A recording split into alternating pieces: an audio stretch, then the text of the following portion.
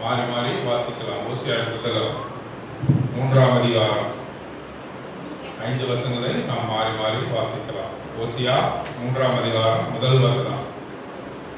பின்பு கர்த்தர் என்னை நோக்கி, அந்நிய தேவர்களை மதித்து திராட்சரசமுள்ள பாத்திரங்களை விரும்புவர்களான இஸ்ரவேல் புத்திரரின் பேரில் கர்த்தர் வைத்திருக்கிற அன்புக்கு ஒப்பாக நீ இன்னும் போய் தன் நேசரால் நேசிக்கப்பட்டவளும் விபச்சாரியுமான ஒரு ஸ்திரீயை நேசித்துக்கொள் என்று சொன்னார்.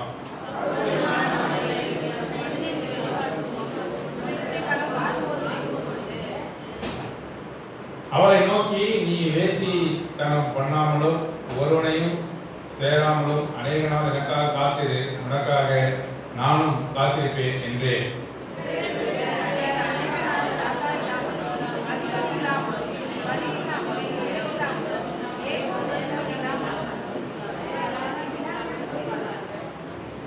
பின்பு இஸ்ரவேல் புத்திரர் திரும்பி தங்கள் தேவனாகிய கர்த்தரையும் தங்கள் ராஜாவாகிய தாவீதையும் தேடி கடைசி நாட்களில் கர்த்தரையும் அவருடைய தயவையும் நாடி அஞ்சிக்கையாய் வருவார்கள். தேவன் தாமே இந்த வசனத்தை ஆசீர்வதித்து நம் அனைவரோடு கூட பேசுவாராக. ஓசியாவின் புத்தகத்திலிருந்து ஒரு சில வசனங்களை வாசிக்கும்படியாக தேவன் நமக்கு உதவி செய்தார். நாம் ஓசியாவை குறித்து பார்க்கும்பொழுது ஓசியா என்பவன் ஒரு தீர்க்கதரிசியாக காணப்படுகிறார். ஓசியா யாரு? தீர்க்கதரிசியாக காணப்படுகிறான். ஓசியா தீர்க்கதரிசியாக காணப்படுகிறான். அவன் நார்த்தன் கிங்டம் என்று சொல்லக்கூடிய வட இஸ்ரவேல் நாட்டினுடைய தீர்க்கதரிசியாக அவன் இருந்தான் என்று சொல்லி வாசிக்கிறோம்.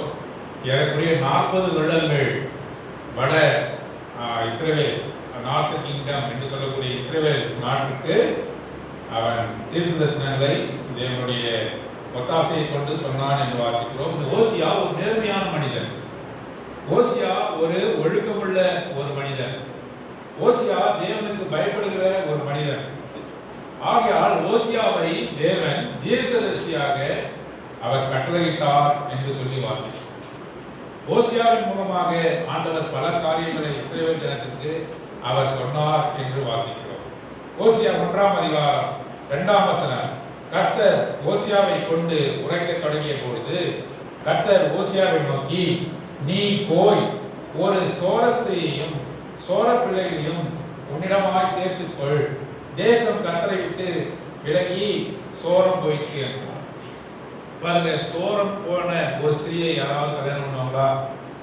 சோரம் போன ஸ்திரீ என்று சொல்லும் பொழுது விபச்சாரம் செய்கிற ஒரு ஸ்திரீ என்றார். அநேக ஆண்களோடு தொடர்புடைய ஒரு ஸ்திரீ. அந்த ஸ்திரீ கல்யாணம் பண்ணுவாங்களா? திருமணம் பண்ணுவாங்களா? அது ஓசியாவை குறித்து பார்க்கும் பொழுது அவன் தேவனுக்கு பயப்படுகிறான். அவன் தேவனுடைய தீர்க்கதரிசி. ஆண்டவர் சொல்லுகிறார், நீ ஒரு சோரமார்க்கமா இருக்கிற ஒரு ஸ்திரீயை, விபச்சாரம் செய்கிற ஸ்திரீயை நீ சென்று நீ சேர்த்துக்கொள். ஏனென்றால் தேசம் கர்த்தரை விட்டு விலகி சோரம் போய். ஏனென்று சொன்னால் அவருடைய ஜனங்களாகிய இஸ்ரவேல் ஜனங்கள் சோரமார்க்கமாய் திரிகிற ஸ்திரீக்கு ஒப்பாய் இருக்கிறார்கள். ஓசியாவுக்கு ஒப்பாக தேவாலய தேவன் இருக்கிறார். அவர் நீதி உள்ளவர், நியாயம் செய்கிறவர், அன்புள்ள தெய்வம். அவர் இஸ்ரவேல் ஜனங்களை முழுவதுமாக நேசித்தார். இஸ்ரவேல் ஜனங்களை அவ்வளவாக அன்பு கொடுத்தார். இஸ்ரவேல் ஜனங்களுக்காகவே நான் வந்தேன் என்று ஆண்டவராய் இயேசு கிறிஸ்து யோவான் சுவிசேஷம் 1ஆம் அதிகாரத்திலே சொல்கிறார். ஆகவே அவரை அவ்வளவாக நேசித்தார். ரோமருக்கு எழுதின நிருபத்திலே அப்போஸ்தலனாகிய பவுல் சொல்கிறார், வாக்குத்தத்தங்கள் அவர்களுடையது, தீர்க்கதரிசிகள் அவர்களுடையவர்கள், ஆசீர்வாதங்கள் அவர்களுடையது என்று சொல்கிறார். அப்படி என்றால் எல்லா ஆசீர்வாதத்தையும் தீர்க்கதரிசிகள் எல்லாமே யாருக்காக கொடுக்கப்பட்டது? இஸ்ரவேல் ஜனங்களுக்காக கொடுக்கப்பட்டது. இஸ்ரவேல் ஜனங்களை அவ்வளவாக நேசித்தார். யாரை அவர் நேசிக்கிறாரோ அவர்களும் அப்படியே அவ்விதமாக அவர் நேசிக்க வேண்டும் என்று நாம் விரும்புவோம். யாராவது நம்ம ஒருவரை நாம் நேசித்தால், ஒரு பிள்ளையை நாம் நேசிப்போம் என்றால் அந்த பிள்ளைகளும் அவரும் கூட நம்மை அந்த விதமாக நேசிக்கும். நாம் எல்லாவற்றையும் சொல்லிவிட்டு ஒரு மனுஷனிடத்துல செய்கிறோம். எனது பிறந்த நாள் இருந்தாலும் சரி, என்னுடைய வீட்டிலே விசேஷம் இருந்தாலும் சரி, நான் அவரிடம் சொல்லாமல் செய்ய மாட்டேன். அவரிடத்தில் ஆலோசனை கேட்காம நான் செய்ய மாட்டேன். இப்பொழுது ஒரு நாள் அவரிடத்தில் ஆலோசனை கேட்கல, சொல்லாம எங்க வீட்டில் ஒரு விசேஷத்தை வைத்துக்க, அவர் என்ன செய்வார்? மறுநாள் சும்மா விட்டுருவாரா? வீடு ஏறி வந்து என்ன பண்ணுவாரு? சண்டை போடுவார். நீ எவ்வளவு நேசித்தாயோ, நான் அவ்வளவாக நான் உன்னை நேசித்தேனே, நீ ஏன் என்னோடு கூட நீ ஆலோசிக்கவில்லை, என்னை ஏன் கேட்கவில்லை, நீ ஏன் என்னை இணைத்துக் கொள்ளவில்லை, எல்லாரையும் காட்டிலும் உன்னை நேசித்தேனே என்று சொல்லி என்ன வரும்? கோபம் வரும். இன்னும் சண்டை கூட அவர்கள் போடுவார். அவர் ஆலோசித்து ஐக்கியமாக அவர்கள் செய்வார்கள் என்று வாசித்தோம். அதை விட உன்னதமான அன்பு யார் மீது அவருக்கு இருந்தது? இஸ்ரவேல் ஜனங்கள் மீது ஆண்டவருக்கு. இன்றைக்கு நம் மீது அவருக்கு அப்படியான அன்பு இருக்கிறது. இஸ்ரவேல் ஜனங்களை நேசித்தார், அதே விதமான அன்பு யாருக்கு இருக்கிறது? உங்கள் ஒவ்வொருவருக்கும் என்னிடத்தில் இருக்கிறது. இருதரத்தாரையும் ஒன்றாக்கி, கொலோசியர்ல வாசிக்கிறோம், எபேசியர்ல வாசிக்கிறோம். இருதரத்தாரையும் ஒன்றாக்கி. இருதரத்தார் யாரு? ரெண்டு பேர், டூ பார்ட்டி. யார் அவங்க? ஒருவர் இஸ்ரவேல் ஜனங்கள், இன்னொரு அந்நியராக நாம். இப்ப நாம ரெண்டு பேரும் என்னது? இருதரத்தாரையும் ஒன்றாக்கி. பரலோக தேவனோடு கூட, தேவாதி தேவனோடு கூட நம்மை ஒன்றாக்கி. இப்ப இஸ்ரவேல் ஜனங்களுக்கு நமக்கு வித்தியாசமே இல்லை. இப்பொழுது இஸ்ரவேல் ஜனங்கள் மூலமாக நமக்கு ரட்சிப்பு வந்தது, அவர்கள் மூலமாக நமக்கு ரட்சிப்பு வந்தது. இப்பொழுது அவர்களோடு கூட நாம் நிற்கிறோம். ஆகையால் இங்கே சொல்லப்பட்ட எல்லா ஆசீர்வாதங்களும் நமக்குரியது. எவ்வளவு ஆசீர்வாதமான வார்த்தை! அவர் என்னென்னவா இஸ்ரவேல் ஜனங்களை ஆசீர்வதித்தாரோ, அவர் எவ்வளவா நேசித்திருப்பார் இஸ்ரவேல் ஜனங்களை, அந்த அளவு நம்ம நேசிக்கிறார். ஏனென்றால் இப்பொழுது நாமும் இஸ்ரவேல் ஜனங்கள், ஆவிக்குரிய ஜனங்கள். அவர்கள் இருதரத்தாரையும் ஒன்றாக்கினார், நம்ம இரண்டு பேரும் ஒன்றாக்கினார். யாரு? நாம் காட்டு ஒளிவு மரம், அவர்கள் நல்ல ஒளிவு மரம். இந்த காட்டு ஒளிவு மரத்தை நல்ல ஒளிவு மரத்தோடு கூட என்ன பண்ணாரு? ஒட்ட வைத்தார். நாம் காட்டு ஒளிவு மரம், கண்ணாதான் வளருவோம். நமக்கு தேவன் அல்ல. எபேசியர் 2ஆம் அதிகாரத்தில் வாசிக்கிறோம், அந்நியரும் புறஜாதியரும் தேவனற்றவர்களும் காணியாட்சிக்கு புறமானவர்களும் நம்பிக்கையற்றவர்களுமா இருந்த நம்மை என்று சொல்லி எபேசியர் 2ஆம் அதிகாரத்தில் வாசிக்கிறோம். நமக்கு தேவன் இல்லை, நமக்கு நம்பிக்கை இல்லை, நமக்கு வாக்குத்தத்தம் இல்லை. நாம் பாவத்தில் இருந்தோம், அந்த காலத்தில் இருந்தோம். இஸ்ரவேல் ஜனங்கள் அப்படி அல்ல. காணியாட்சி அவர்களுடையது, அவருடைய தேவன் வானத்தில் இருக்கிறார். யார் அவர் என்பதை அவருக்கு தெரியும். எல்லா தீர்க்கதரிசிகளுமே இஸ்ரவேல் ஜனங்களுக்கு தான் வந்தாங்க. ஒருவர் கூட மற்ற புறஜாதிக்கு அவர் அனுப்பவே இல்லை. ஆண்டவராக இயேசு கிறிஸ்து சொல்றார், நான் அவருக்காக வந்தேன். ஆகவேதான் சைரோபோனிஷியன் உமன் என்று சொல்லக்கூடிய அந்த சீரிய அந்த பெண்ணிடத்தில் சொல்லுகிறார். என்ன சொல்லுகிறாரு? கடினமான வார்த்தை. என்ன சொல்றாரு? பிள்ளைக்கு கொடுக்கிற அப்பத்தை எடுத்து நாய்க்கு கொடுக்க முடியுமான்னு கேட்கிறார். பிள்ளைக்கு கொடுக்கிற அப்பம், பிள்ளை யாரு? இஸ்ரவேல் ஜனங்கள். அவர்களுக்கு கொடுக்கிற அப்பத்தை எடுத்து நாய்களுக்கு கொடுக்க முடியுமான்னு கேட்கிறார். நாயை போல நம்ம இருக்கிறோம். ஏதோ நம்ம பெருமையா இருக்கணும்னு நினைச்சுக்காதீங்க.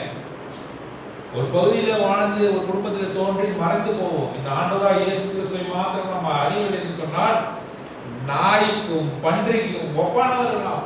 மிருகத்தை போல தோன்றி மிருகத்தை போல மறிக்க வேண்டிய உன்னையும் என்னையும் அவருடைய அன்பு சந்தித்தது. இஸ்ரவேலோடு நாம் ஒட்ட வைக்கப்பட்டோம். இஸ்ரவேலுடைய ஆசீர்வாதங்கள் நமக்குரியது. இஸ்ரவேலுக்கு சொல்லக்கூடிய தீர்க்க தரிசனங்கள் எல்லாம் நமக்குரியது. ஆகவே இஸ்ரவேல் ஜனங்களை அவர் நேசித்தது போல நம்மை கூட அவர் நேசித்தார். ஆகவே அவர் அன்பு செலுத்தும் போது he expect the reciprocal love. நான் எவ்வளவு அன்பு செலுத்துகிறேனோ அந்த அளவுக்கு நீங்க என் மேல் செலுத்த வேண்டும் என்று விரும்புகிறார். ஆகவே அன்பிலே ஒரு வைராக்கியமா இருக்கிறார். நீங்கள் அவர் அன்பு செலுத்த வேண்டும் என்று அவர் விரும்புகிறார். ஆண்டவராகிய இயேசு கிறிஸ்து சொல்கிறார், மனுஷகுமாரனை முத்தம் செய்ய வேண்டும் என்று சங்கீதத்தில் போடப்பட்டது.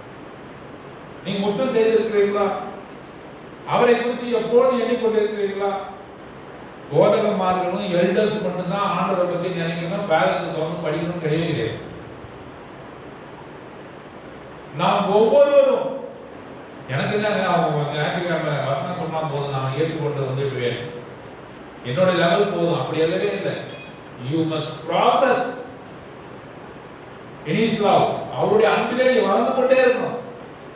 போன வருடம் இருக்கிற அன்பு இந்த வருடம் இருக்கக்கூடாது, வளர்ந்து இருக்கணும், வளர்ச்சி அடைந்து கொண்டே இருக்கணும்.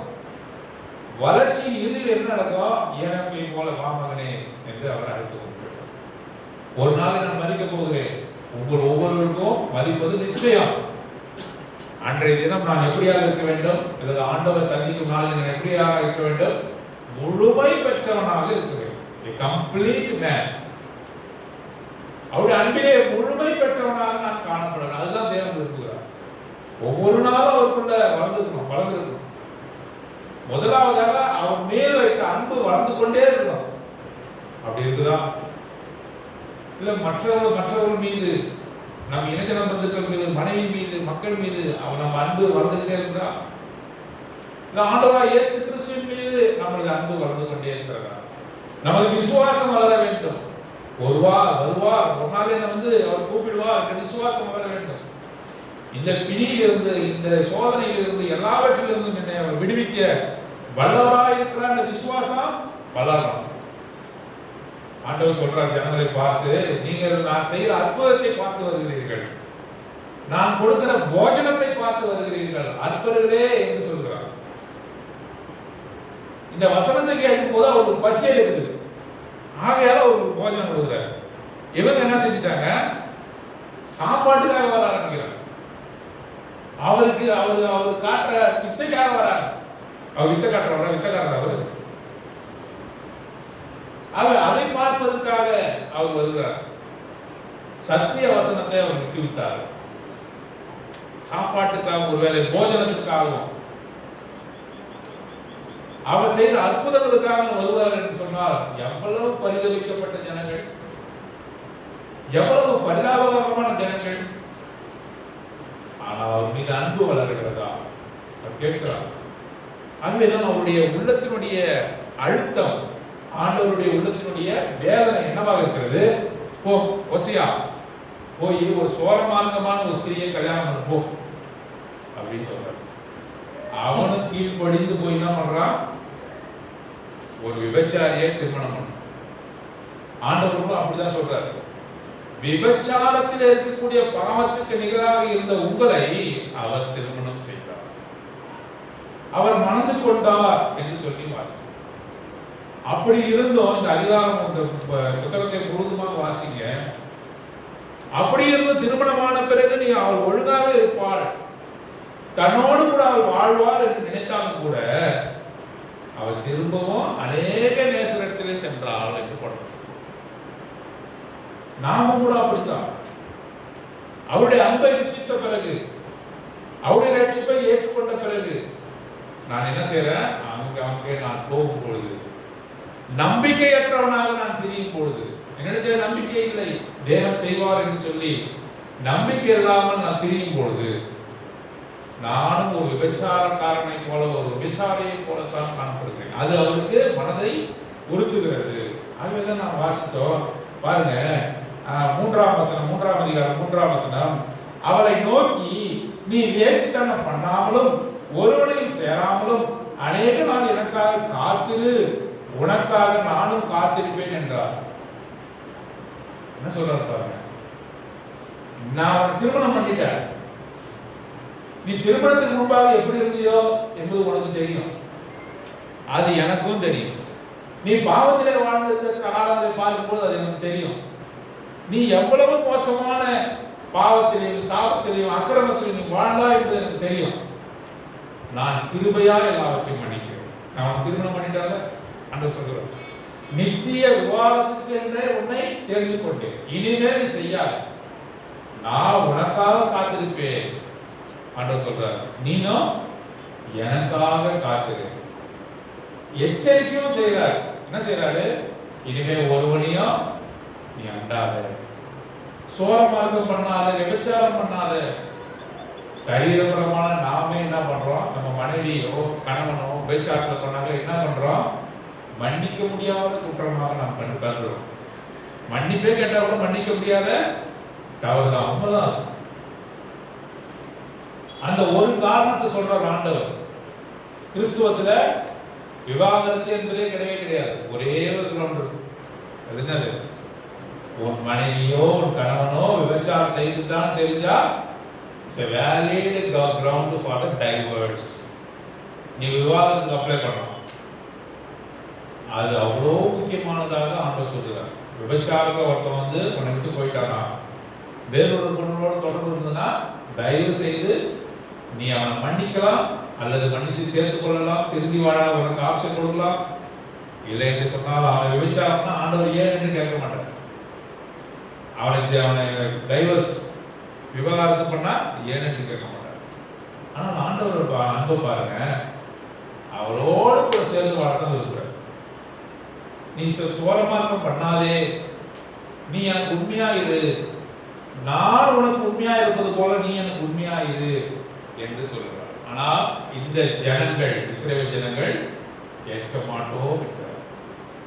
கேட்க மாட்டோம் என்கிறார்.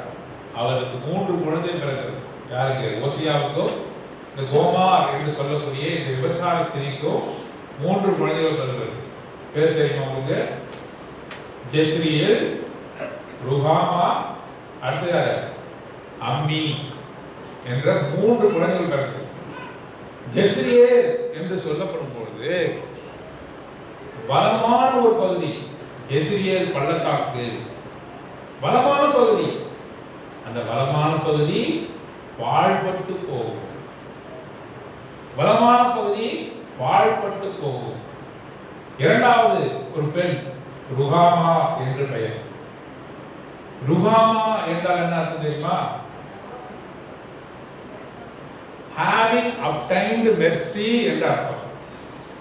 இரக்கத்தை பெற்றவள். யாரு ருஹாமானா? யாரு? ஆங்கியா. இரக்கத்தை பெற்ற ஸ்திரீ. கர்த்தருடைய இரக்கம் இருக்கிறது. ஆனால் அவருக்கு என்ன நம்ம பேர் வைத்தாங்க? முன்னாடி லோ என்ற வார்த்தையை போட்டாங்க. லோ ருஹாமா என்றால் என்ன அர்த்தம்? not having the mercy என்ன அர்த்தம்? இரக்கத்தை பெற்றவள் சோரமார்க்கமாய் போனதினால், தேவனை பின்பற்றாததினால், she is not having the mercy. Lo Ruhamah. Ruhamah என்றால் இரக்கத்தை பெற்றவள், தேவனிடத்தில் இரக்கத்தை பெற்றவள். லோ ருஹாமா என்றால் இரக்கம் உனக்கு கிடைக்காது, நீ அவரை விட்டு பின்வாங்கி போனால் உனக்கு இரக்கம் கிடைக்காது என்று அர்த்தமாக பண்ணப்படுகிறது. அம்மி என்றால் என்ன அர்த்தம்? ஒரு குழந்தைக்கு பேர் அம்மி என்று பெயர். அம்மினா ஆட்டுகள் அம்மி இல்லை. அம்மி என்றால் என்ன அர்த்தம்னா எனது ஜனம், மை நேஷன். மை நேஷன் ஆண்டவர் சொல்றார், எனது ஜனம் என்று சொல்றார். லோ அம்மினா நீ எனக்கு ஜனமே கிடையாது, நீ எனது ஜனமே அல்ல என்று அர்த்தம். லோ அம்மி, லோ ருஹாமா, லோ ஜெஸ்ரியேல் என்று சொல்லிடுவார். கிருபை பெற்றவர், அவருடைய ஜனமாக இருக்க வேண்டும் என்று நியமிக்கப்பட்டவர். நாம் அப்படி இருக்கலாமா? ஆகவே விபச்சாரத்திலே பிடிக்கப்பட்டவரை, வேசித்தனத்திலே சோரமார்க்கமாக இருந்தவரை திருமணம் பண்ணியும் கூட தனது பழைய நிலைமையிலே வாழ்கிறாள் என்று சொல்லி வாசிக்கிறார். ஒரு சில வசனம் வாசிக்கலாமா? நீங்க தான் வாசிக்க போறீங்க. ஓசியா 8ஆம் அதிகாரம் 4ஆம் வசனம். ஓசியா 8:4. அவர்கள் தங்களுக்கு ராஜாக்களை ஏற்படுத்திக் கொண்டார்கள், ஆனாலும் என்னாலே அல்ல. சுவாசனை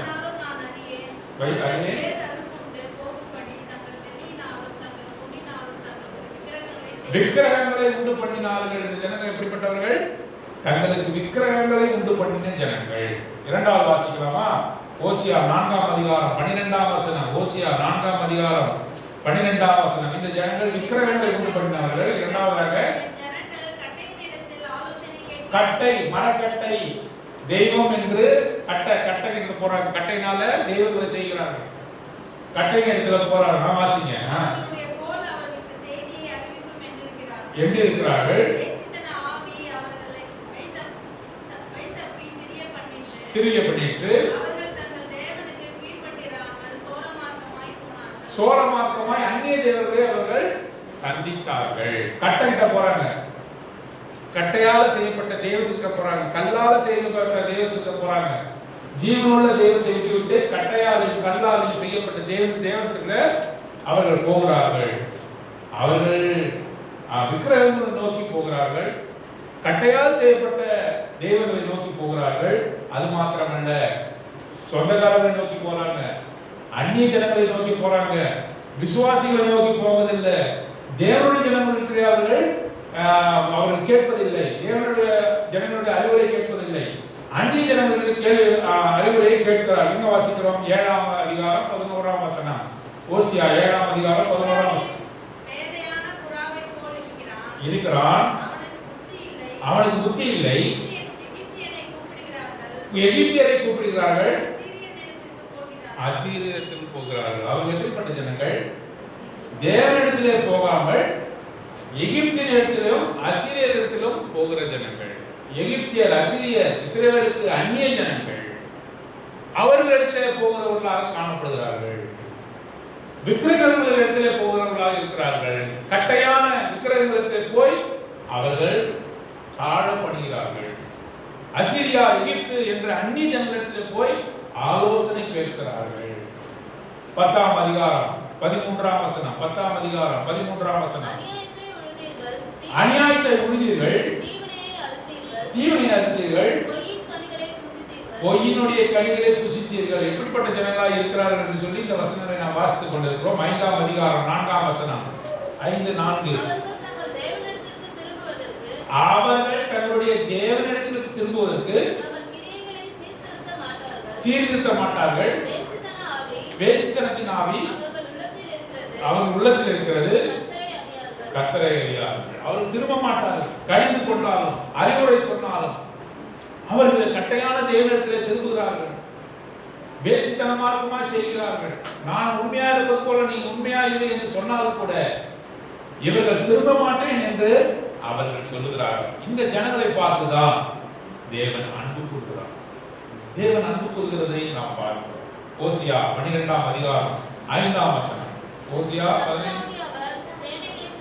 சேனைகளின் தேவன் யெகோவா என்பது அவருடைய நாம சங்கீர்த்தனம்.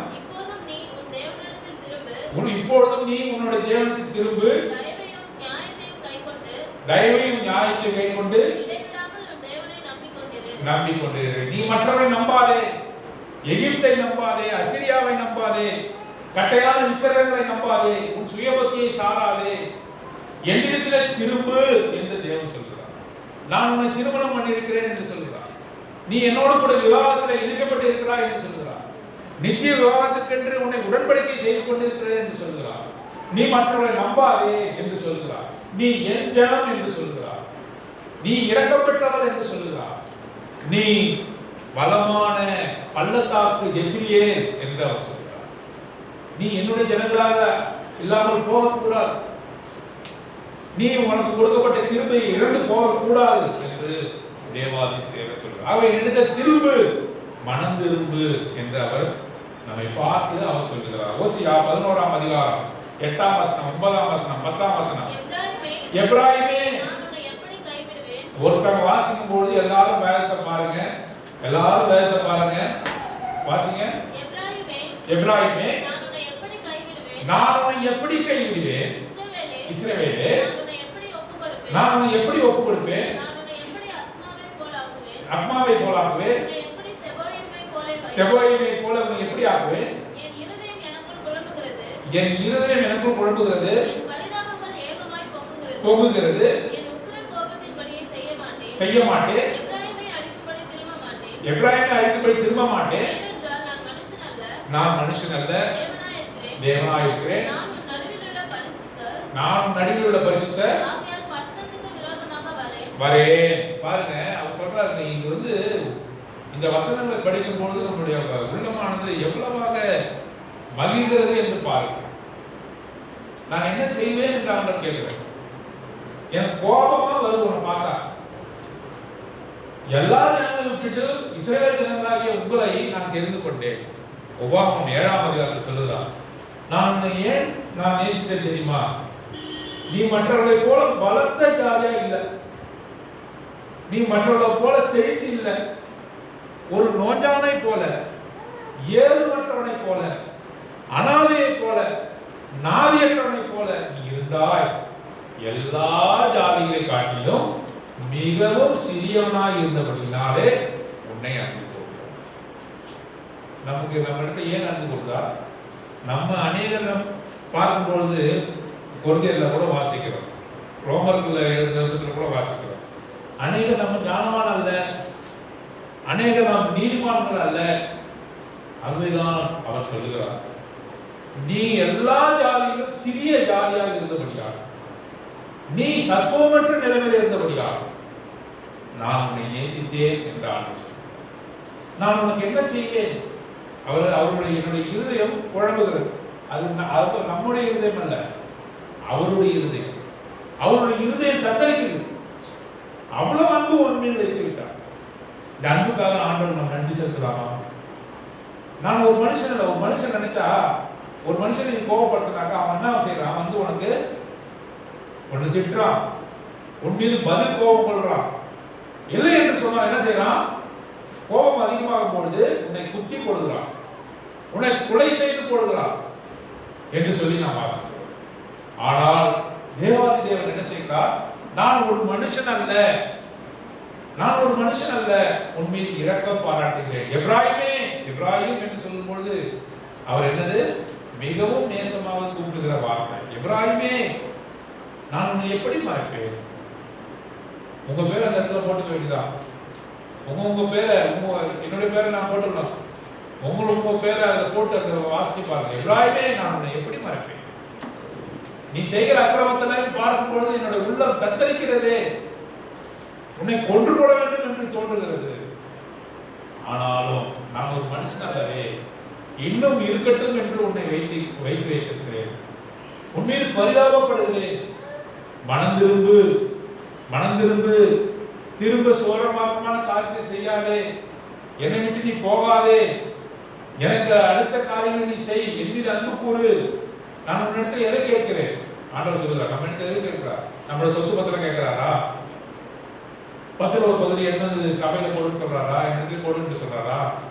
உன் ஆசையெல்லாம் எடுத்துட்டு வந்து என்கிட்ட கொடுன்னு சொல்றாரா? உன்னிடத்தில் நான் எதை கேட்டேன்? தேவனாகிய கர்த்தரை நீ அன்பு கூறுவதை காட்டிலும் நான் உன்னிடத்தில் எதை கேட்டேன்? ஆண்டவர் பார்த்து, ஒருவேளை பாஸ்டர்ஸ்லாம் காணிக்கைகளை கேட்கலாம், நீயா காணிக்கை கொண்டு வர என்று உங்களை பார்த்து கேட்கலாம். தேவாதி தேவன் ஒரு காலம் நம்மை பார்த்து அப்படி கேட்க மாட்டான். நமக்கு என்ன இருக்கிறது என்பது தெரியும். நீ உள்ளத்தில் நிறைந்து சந்தோஷத்தினால் ஆண்டவர் கொடுக்கணும், இல்லை என்றால் நாம் போயிட்டே இருக்கணும். நீ கொடுக்கிற காணிக்கையை வைத்து உன்னை எடை போடுவது இல்லை. உண்மையில் ஏற்கனவே அவர் அன்பு வச்சுட்டார். நீ கொண்டு வர காணிக்கை அவருக்கு முக்கியமல்ல, நீ அவருக்கு முழுமையாக அவரை நேசிக்கணும். முழுமையாக நேசிக்கிறது தான் விரும்புகிறார். அன்புக்காக இயங்குற தேவன், சிம்பிளா சொன்னா அவ்வளவுதான். அன்புக்காக இயங்குறது. ஒரு அனாதை ஆசிரமம் இருந்தது. அந்த அனாதை ஆசிரமம் அநேக குழந்தைகள் வந்தது. ஒரு பெரிய பணக்காரர் போனார், பணக்கார தம்பதியினர் அவர்கள் போனாங்க. அவருக்கு குழந்தை இல்லை. அவருடைய பிறந்த நாள், அவருக்கு வருகிற முக்கியமான விசேஷ நாட்கள்ல அந்த ஆசிரமத்துக்கு சென்று பல பலகாரங்கள், சாப்பாடு, பிரியாணி எல்லாமே கொண்டு போவாங்க, சாக்லேட்ஸ் எல்லா பிள்ளைகளுமே அது கொடுக்கும்போது அது என்ன பண்ணுவாங்க, ரொம்ப சந்தோஷமா ஹாப்பி பர்த்டே டுலாம் பாடி சந்தோஷமா சாப்பிடுவாங்க. ஒரு குழந்தை மாத்திரம் அங்கே மனமகிழ்ச்சியா இல்லாத அந்த தம்பதியினர் பார்த்தாங்க. அந்த பணக்கார அவர்கள் தம்பதியினர் அந்த குழந்தையை பார்க்கும்போது மகிழ்ச்சியா இல்லை.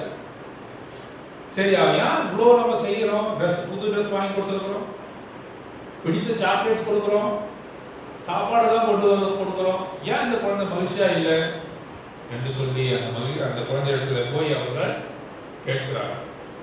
அப்போது அந்த குழந்தை சொல்லுது, ஐயா, நீங்க கொடுத்த இந்த காரியத்துக்கெல்லாம் நன்றி, ரொம்ப சந்தோஷம். உங்க பர்த்டே மாத்திரம் இல்லை, இந்த ஊர்ல யார் யாருக்கெல்லாம் பர்த்டே வருதோ, யார் யாருக்கெல்லாம் விசேஷ நாட்கள் வருதோ, அவங்களாம் கூட நீங்க செய்யற மாதிரி என்ன பண்றாங்க, நேரா வந்து எங்களுக்கு கேட்கலாம் கொடுக்குறாங்க.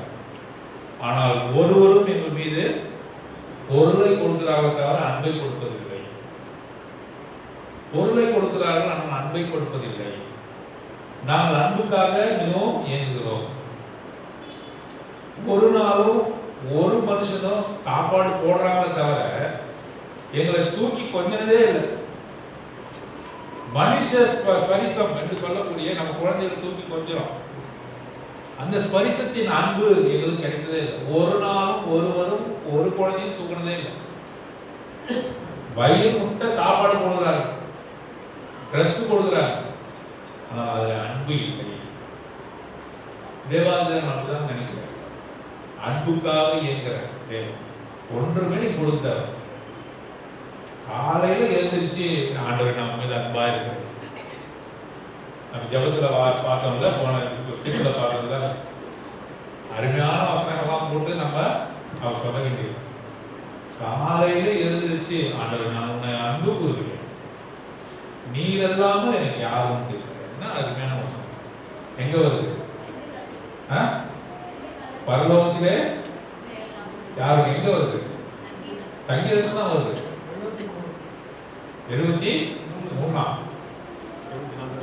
73ஆம் சங்கீதம் வசனம் கேட்கிறாரு. அதெல்லாம் நான் இதே சொல்றது பெரிய விஷயம்.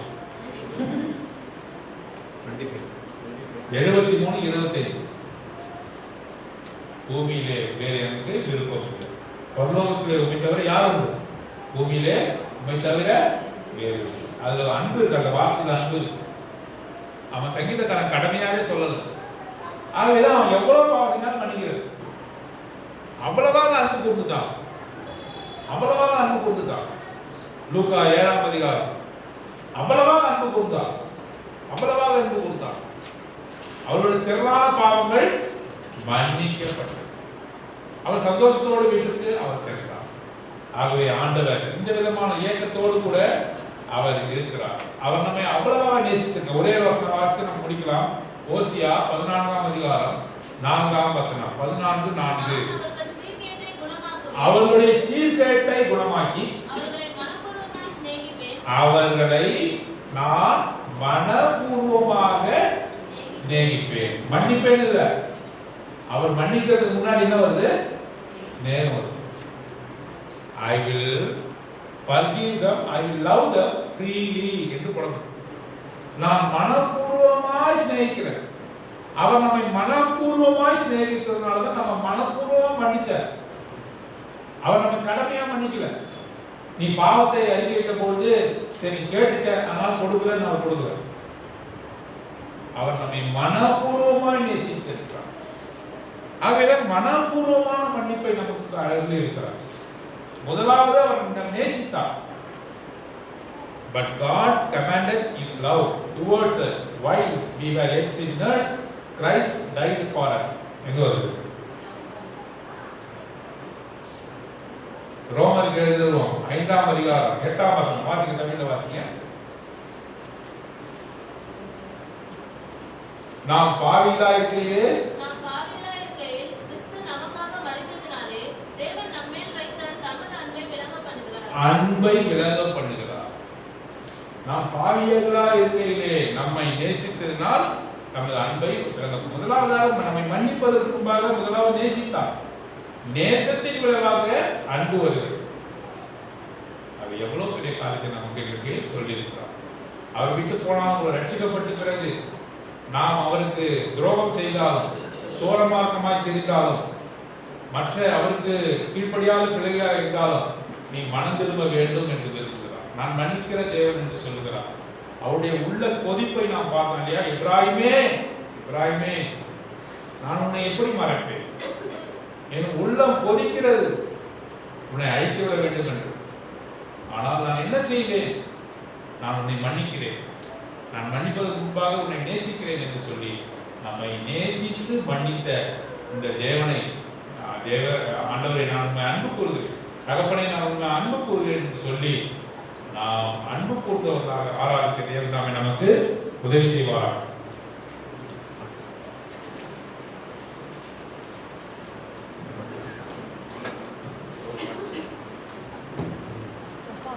நல்ல பாட்டு.